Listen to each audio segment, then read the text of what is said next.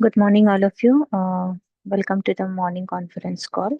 Coming towards the technique, we'll start with the technical, then derivatives, then fundamental guys will carry you forward the fundamental call.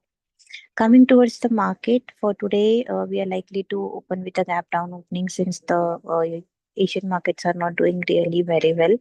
We are getting a gap down opening on the Nifty front, and we might witness some range bound trading session. Yesterday, we have seen that the Nifty manages to take us very good support of 21,970 levels and maintain a closing about 22,000 psychological mark, which gives some sort of a relief sign. But looking towards the global market today, again, we are likely to witness some sort of a weakness. But somehow Nifty has to manage the yesterday's low. If it does so, then we can see that the short-term bottom formations can be seen into the market, and we'll see some sort of a bounce back rally in the near term. On the technical front, for the today intraday purpose, 22,000 psychological mark will act as a good support levels. If it's break down that level, then further selling pressure can be seen into the market, which might take a Nifty towards to 21,940 to 21,870 levels on the downside, whereas the resistance is placed at around 22,140, 22,200 levels. Coming towards the bank Nifty, for today intraday purpose, 48,200 is the first support level.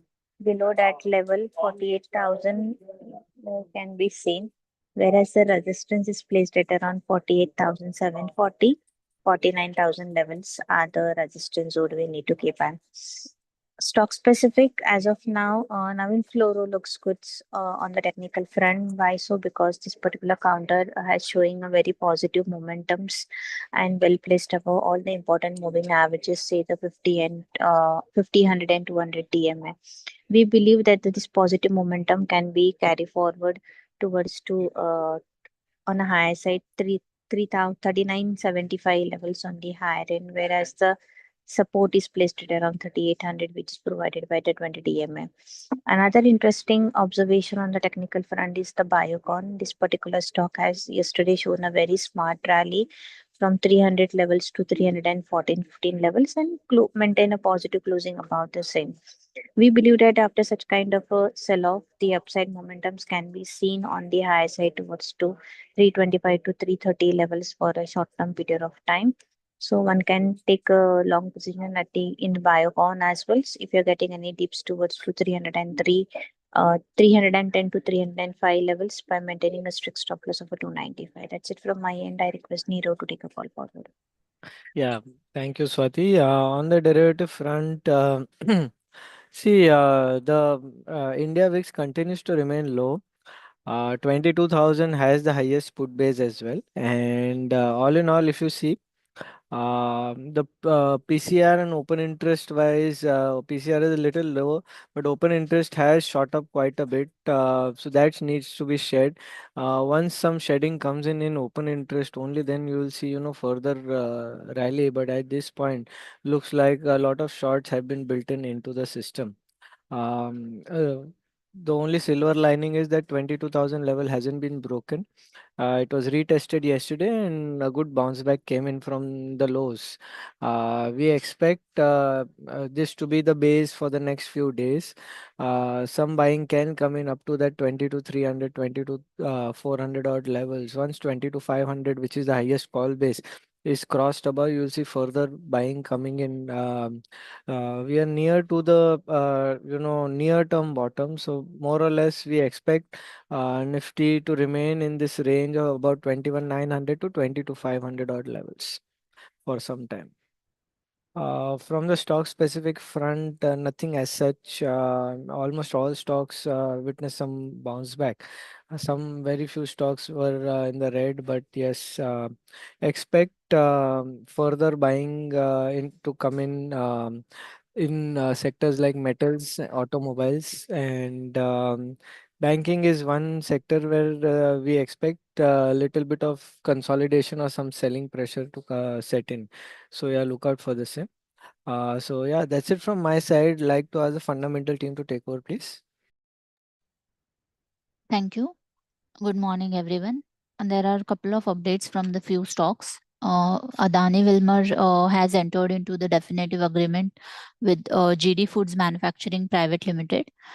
This is mainly to acquire its household cooking brand Tops. GD Foods has generated revenue worth rupees around 386 crore in FY24 with an EBITDA margin of 8%. It has delivered revenue growth of 15% CAGR between FY21 to 24, and it has its presence in 15 plus states with 80 plus products across 8 categories. The company will initially acquire 80% of shares from existing promoters, and balance 20% shall be acquired in phased manner over the next 3 years.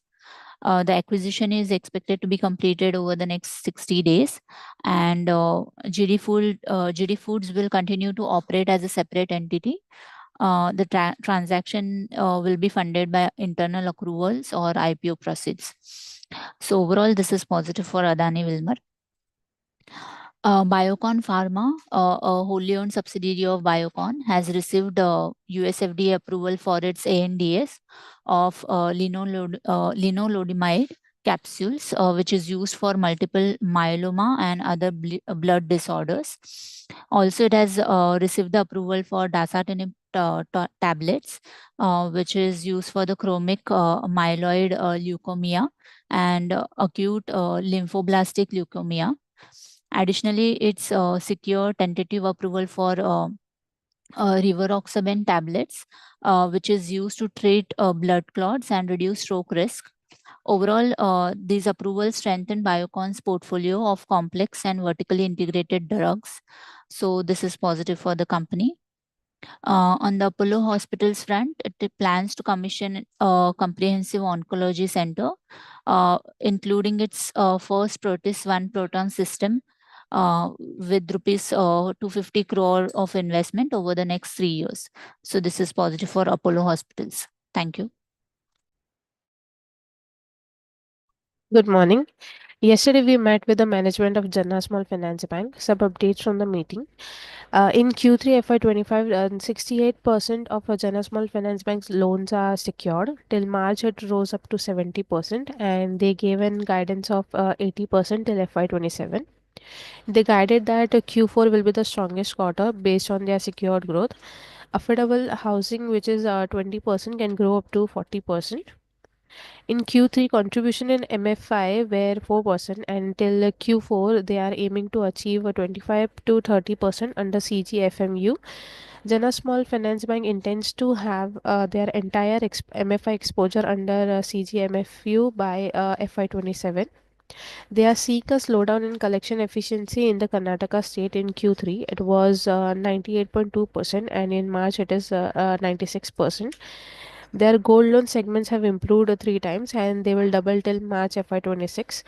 The guidance for OPEX growth was between 10 to 15% in Q4, and they have given a timeline of about 6 months for becoming a universal bank once they apply it for in May 2025. We have recommended Jana Small Finance Bank in our monthly pick, and we have valued it at 1.35 times FY26 price to book value, and we are positive for the company. Thank you.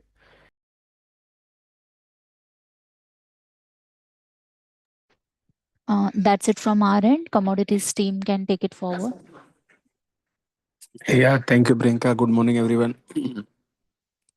So in today's session, we might witnessed buying in gold around 85 800. We recommend to buy around 85 800 with a stop loss of 85 500, and on upside 86 200, 86 500. Whereby 86 500 seems to be a stiff resistance area, so one should book profits accordingly.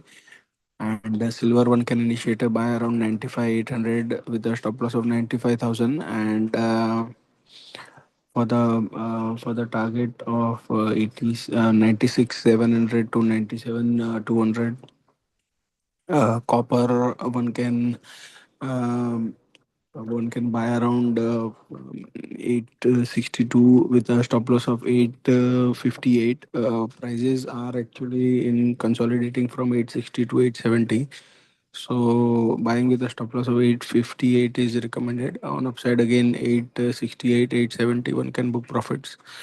Zinc 2 prices are consolidating from 266 to 270. So one can buy on dips with a stop loss of 266.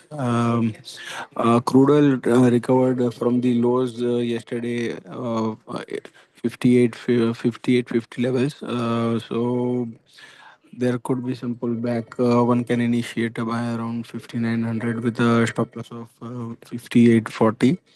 Upside again, 6000, 6020 is the level where one can book profit. Also for trading, one can sell around 6030 with a stop loss of 6080. In natural gas, yesterday we had seen spikes and there could be some follow-up buying. So one can initiate a buy around 375 levels with a stop loss of 365. On upside, 390 to 400 is the level where one can book profits. That's from us. Thank you very much.